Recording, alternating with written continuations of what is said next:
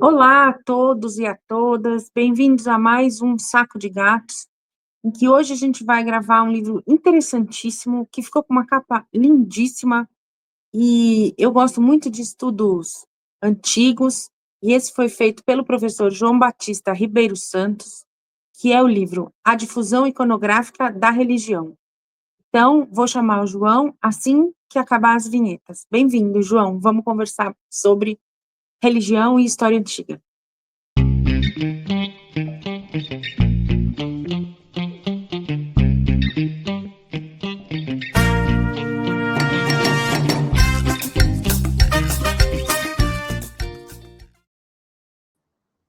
Oi, João, tudo bom? Olá, tudo jóia, tudo bem? Prazer Bem, estar aqui com vocês. bem-vindo ao nosso programa Saco de Gatos, em que a gente conversa sobre os livros da editora de uma maneira informal e simpática e tal.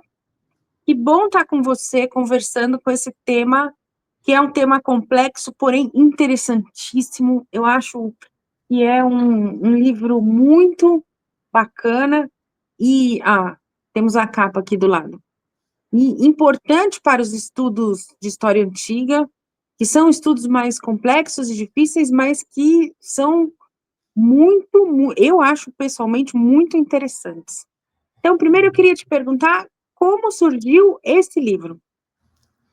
Pois é, esse livro, o tema surgiu de forma bem fortuita, não é? Assim, porque eu pesquisava o meu o doutoramento, estava fazendo doutoramento, daí meu orientador, ele falou assim, olha, seria interessante pesquisar Damasco, porque em questões sociais e religiosas, no sul do Levante, Damasco deve ter influenciado bastante. E aí, com 6 meses, mais ou menos, de pesquisa, eu descobri que não era Damasco, que uma possível origem estaria em Alepo, que é o norte da Síria. Então, eu guardei a descoberta, porque o Alepo seria aí por volta do século XVIII a.C., seria o Bronze Médio, então cerca de 900 anos depois do tema da pesquisa e do período de pesquisa também.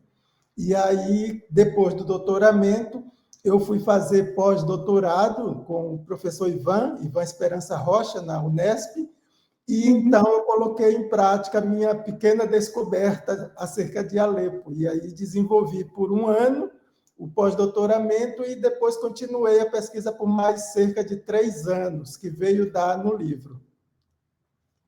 E como aconteceu, digamos, a sua paixão pela história antiga? Porque história antiga eu acho fundamental, acho que todo historiador tem que entender de história antiga, não só historiadores, críticos literários, filósofos, sociólogos e tal, mas não é para todo mundo, são para pessoas especiais que têm essa capacidade que você tem de buscar as fontes, de pensar sobre um problema complexo, enfim.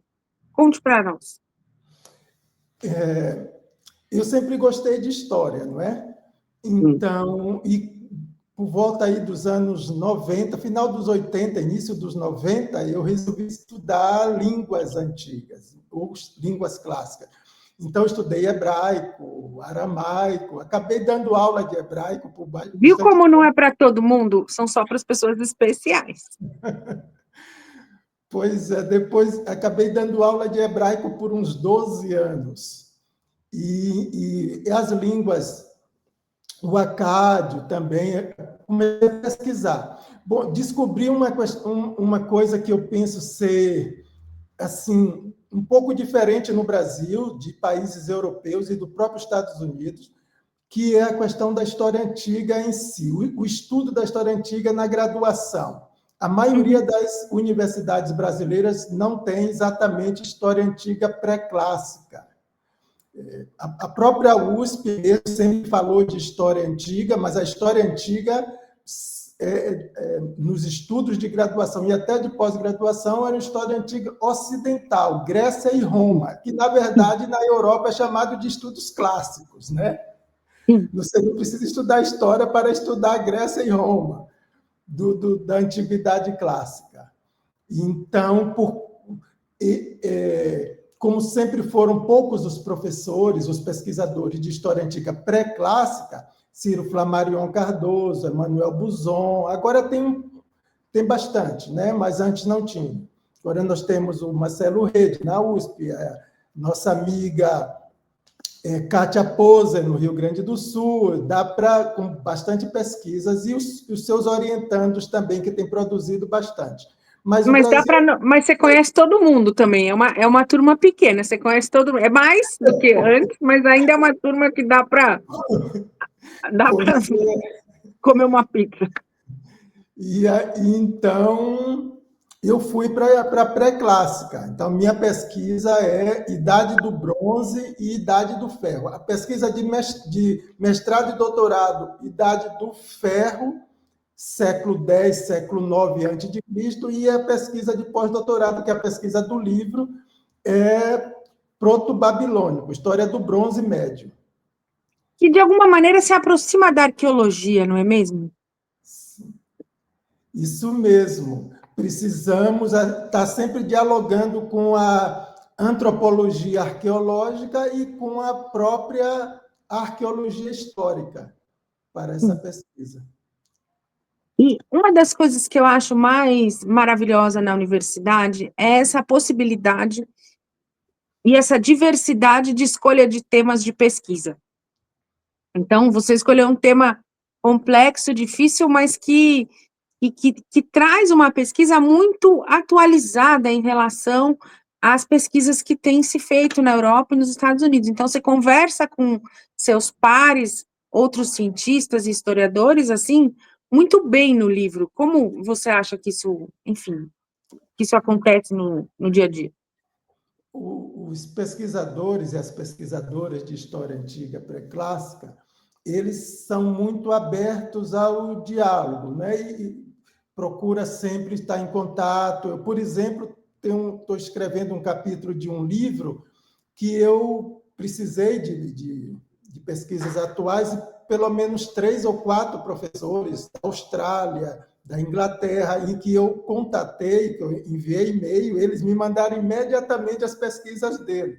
Como as pesquisas não estavam disponíveis, nem em rede, e você sabe que a compra de um livro na Europa, o valor do dólar, euro e tal, então fica, de certa forma, inviável, porque o livro chega aqui por R$600, R$700, não é? Então, eles me enviaram imediatamente a pesquisa e eu consegui concluir bem aí o capítulo do livro. Mas há um diálogo bem interessante entre os pesquisadores de história antiga pré-clássica. E, João, você está onde, só para situar o leitor? Eu moro em São Bernardo do Campo. Legal. Então, E você está dando aula? Eu estou... Atualmente, não estou trabalhando. Eu concluí um segundo pós-doutorado ano passado, não é? E comecei a preparar um livro. Estou preparando um livro desse mesmo período da Idade do Ferro, mas com uma abordagem mais a partir de questões de identidade e de gênero, por conta da pesquisa acerca de mulheres, e não exatamente apenas de mulheres no sentido do gênero, mas também de não masculinos, não é? Nas transformações do norte e do Levante. E aí eu resolvi ficar este ano, eu estou um ano, não é, sem dar aula, então resolvi ficar um ano e meio trabalhando com este livro. Excelente. E agora vamos voltar um pouco para o livro. Você falou que as suas pesquisas partem de Alepo. Conta um pouco esse desenvolvimento da pesquisa do livro, para dar vontade das pessoas de voltarem a ler o seu livro. Alepo ficou famoso por conta dos bombardeios, não é? Destruições que aconteceram nesses últimos anos lá. Mas Alepo era uma metrópole do início do segundo milênio antes de Cristo. A grande metrópole, apesar do interesse maior, por quem pesquisa esses períodos do bronze, principalmente, ser a cidade de Mari. Então, muita gente até imaginava que Mari fosse uma cidade mesopotâmica, por conta da forma de escrita, o cuneiforme, né? o acádio. Mas Mari é uma cidade síria, que fica do lado oeste do rio Eufrates. O lado leste é Mesopotâmia. Então, Mari produziu muita arte, tanto arte iconográfica, relevos, estátuas, estatuetas, muita produção literária, não é? Quem diga que a escrita da história tenha começado com Grécia, mas, na verdade, não é nada disso. A escrita da história começa nessa região do norte da Síria e da própria Mesopotâmia. Desde do segundo milênio antes de Cristo que nós temos escrita da história. Então, o Alepo é a grande metrópole regional que rivalizava com a cidade de Mari. Fazia parte de um estado territorial chamado Inhad.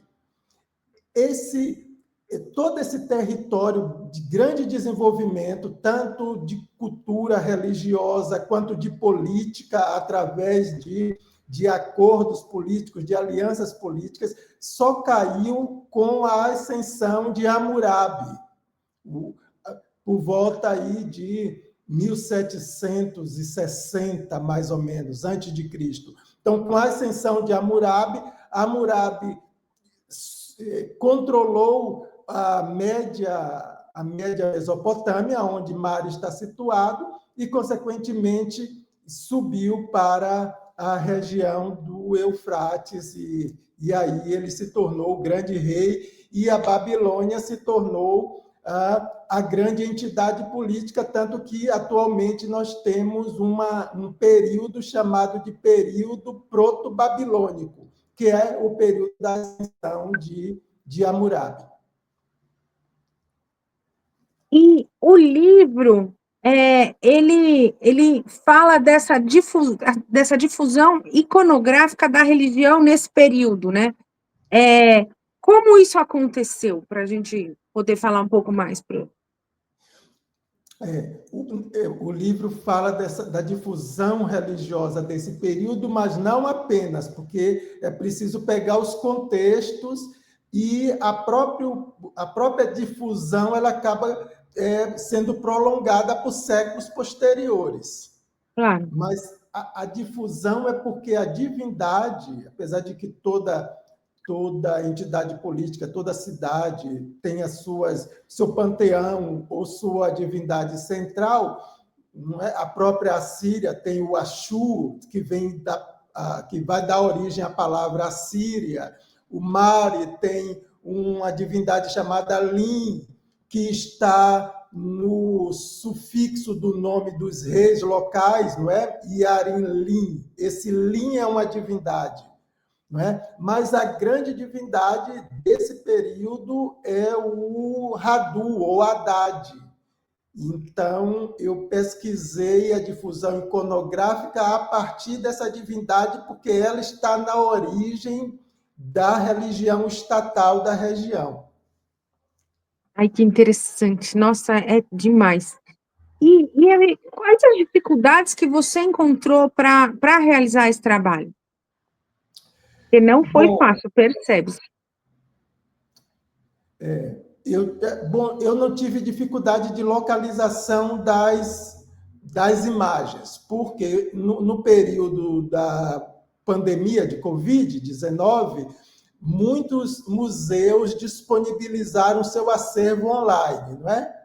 Que então, ótimo. O Louvre, o Britânico, na Síria, em vários lugares, nos Estados Unidos também, porque o museu, o Metropolitan de Nova York, tem muitas imagens antigas, do primeiro e segundo milênio antes de Cristo. Então, está tudo disponível, só precisava de alguém que me auxiliasse. No caso, foi minha filha. Minha filha foi minha auxiliar de pesquisa. para catalogar essas imagens. Então, em termos de imagem, não tive dificuldades. A dificuldade era em organizar a produção historiográfica, não é? No Brasil, praticamente não tem nada. Praticamente não. No Brasil não existe, não tem nada. Então, são todos de autores europeus, norte-americanos, com essa produção. E aí o acesso é que não foi fácil, não é? O acesso, porque nem tudo estava disponível, eu tive que comprar bastante livros, né? Então tive um gasto razoável com compras de livros e contatos entre eles também para que eu pudesse produzir a historiografia para conseguir ligar essa difusão, pelo menos um século antes do século XVIII, não é? E os séculos posteriores, porque o Radu ele vai dar origem a uma série de divindades que nós conhecemos atualmente, tanto no Mediterrâneo, tanto o Mediterrâneo oriental quanto ocidental, e no próprio Levante, do norte da África até as margens do Eufrates. O próprio Javé dos judaítas ou judeus, o Iavé, o Senhor, né? Ele tem origem nessa divindade. Inclusive, nós encontramos em salmos bíblicos da Bíblia hebraica muitas menções a essa divindade, que os escritores bíblicos chamam de Baal, não é? O Radu ou Haddad, que é essa divindade matriz, ela vai ser reconhecida por vários nomes, não é? No Mediterrâneo, ela será o Baal Radu, não é? E Javé, em Israel, ele não muda de nome, mas ele dedica uma série de salmos, de cantorias para essa divindade. Então, a gente acaba reconhecendo que, na verdade, esse Javé, guerreiro, poderoso, tem uma tradição de Alepo. E eu ia te perguntar o seguinte, é uma região conflagrada há, enfim, séculos e séculos e milênios. E, de alguma maneira, a gente vê algumas repercussões ou a utilização da história da ocupação desses territórios para justificar guerras ou novas ocupações ou reocupações. Como você pensa sobre isso? É interessante essa questão. Boa questão, boa pergunta, não é? Essa região são lugares de autoctonia, não é? De povos que sempre viveram lá bem antes desses que nós acabamos por conhecer, que nós conhecemos atualmente, né? O mais famoso deles, com essas ocupações no sul, são os israelenses. Exato. Que, não é? São os mais conhecidos. Mas os próprios israelitas, quando chegam no sul do Levante, não é, na região jordânica, esses povos já estão todos lá, porque a tradição desses povos são tradições de 3 ou 4 mil anos antes. Não é? Eles vão morar em lugares periféricos ou montanhosos. Não é porque sejam lugares bons, é porque na planície já está ocupada por esses povos, que são povos arameus ou aramitas, são povos arameus, são povos de longas tradições milenares, não é? E que só nos tempos modernos é que começaram a ser combatidos ou subtraídos de seus lugares, de suas terras, né? Mas as terras sempre foram deles, não é? Entendo. E é interessante porque é nesse movimento que a gente vê, assim, digamos, essa disputa pela narrativa histórica, né? Por entender o que aconteceu no passado para justificar coisas no presente. Então, por isso que eu acho interessante livros e trabalhos como o que você faz, que, de alguma maneira, esclarecem as coisas para as pessoas, né? que são trabalhos complexos, difíceis, mas que vão dar subsídios para a gente pensar também a história da região nos dias que correm agora, né, nos nossos dias. Então, isso é muito interessante, pensar nesse problema da ocupação dessa região, que é uma região ali de muita gente, de conflitos, de guerras e de convivência. Então, eu queria também saber um pouco como foi essa convivência entre esses povos nesse período. A convivência sempre ocorreu, não é? Sem grandes conflitos. Nós temos histórias de conflitos no século VIII. Nós temos material mesmo, testemunhos materiais que estão disponíveis em museus, inclusive, achados arqueológicos, principalmente no Louvre e no Britânico, que mostram documentos e artefatos que mostram conflitos entre eles ali no Levante, tanto no norte, local dos arameus ou dos sírios antigos, quanto no sul, que ficou conhecido como Israel, mas não apenas. Ali tem a Transjordânia, que são povos moabitas, edomitas e amonitas, que sempre viveram ali. Muito bem, os conflitos sempre ocorreram por conta de expansão. Um povo cresce mais, a população aumenta, eles têm necessidade de ampliar o seu lugar territorial. E na ampliação desses lugares territoriais, então, ocorrem os conflitos. Isso é, de certa forma, até normal ocorrer entre eles. Temos documentos, por exemplo, uma estela de Tel Dan, nós temos um documento de Moabe, inclusive eu publiquei em 2019, me parece, no Rio de Janeiro, no Fênix, revista da UFRJ, a tradução do documento em que o rei de Moabe fala sobre uma invasão israelita no território dele.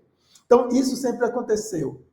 Mas eles conviveram por conta dos contatos comerciais, dos contatos palacianos, de casamento, matrimônio, essas coisas todas. Não da forma como nós temos visto nesses últimos séculos, né? Na modernidade.